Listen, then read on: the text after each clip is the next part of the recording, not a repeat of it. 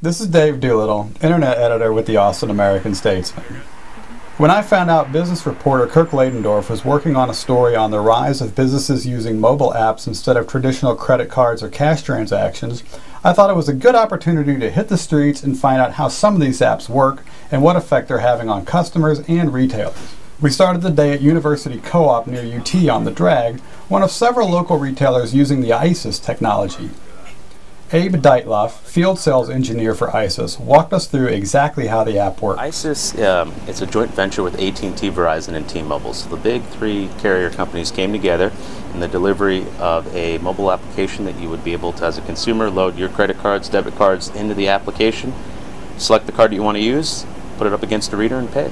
Deitloff says one of the ways merchants benefit by using ISIS is that they can interact directly with customers through the app, sending them special offers, discounts, etc. Another benefit is its ease of use and security features, Deitloff said. So every credit card in your wallet or debit card has a 3-digit code, that CVV code. Are you familiar with that? You made an online purchase. With these cards in here, so these are a graphic representation of what you have in your wallet.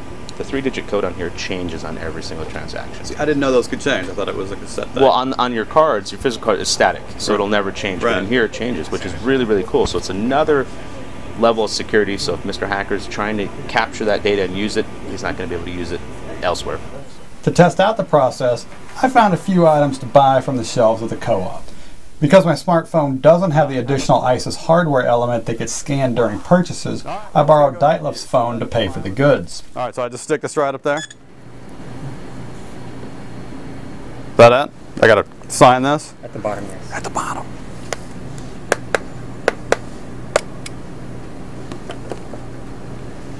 Tap summary. ISIS cash ending at. Ooh. Is that a wrap? Here you go. Oh, perfect. I need this. After testing out the ISIS technology, we headed downtown for some coffee at the new Houndstooth location in the Frost Tower, where they use the Square wallet app instead of a traditional point-of-sale system. Since we didn't have a company representative with us at the time, I worked on downloading the app myself to see how difficult or easy it could be. Yes. I like that. Move and scale. Let's use. I discovered that Square functions basically the same that ISIS does. You create an account and enter your credit or debit card information to make purchases. But with Square, there's no additional hardware required for the phone. It's all done within the app. I guess we're good. So your total is $920. Okay, here's where it gets interesting. Using this. I'm gonna try it out here. So what do I do? So all you do is you log on to your Square app there. You I found it. Houndstooth Coffee. There we are. Click it. Click it. Pay here. Pay here. So then on our screen, Yes. name and face is going to pop up down there. Look at that. All you do is click it, verify, yes this is you, and it charges your account. Alrighty then. Well, there you go. Boom. Ooh, I can even add a tip, which I'm going to do now. Look at that. $3 tip for you. I also spoke with Houndstooth owner Sean Henry, who told me that he likes this system because it costs the business less money per transaction and it's easier for customers to use. Whenever we get hit with credit card fees, it piles up because we have a lot of transactions.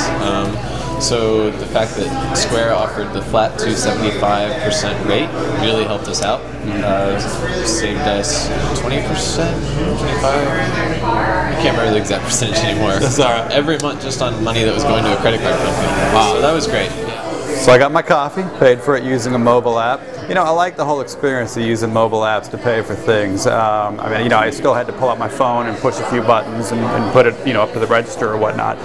But I didn't have to reach into my wallet. I didn't have to hand it to somebody else, sign it, figure out how much a tip. It was all in there. The thing I liked about Square was that it had my photograph. It had my name. The person behind the counter knew who I was. They could recognize me. Felt secure that way. They could see me and know that it was me making that transaction. As ISIS didn't have the photo recognition, but that 3-digit code changed every time that I made a purchase, so that was an extra level of security that I didn't see using Square. Overall, both though, you know, were convenient, and I liked using both of them.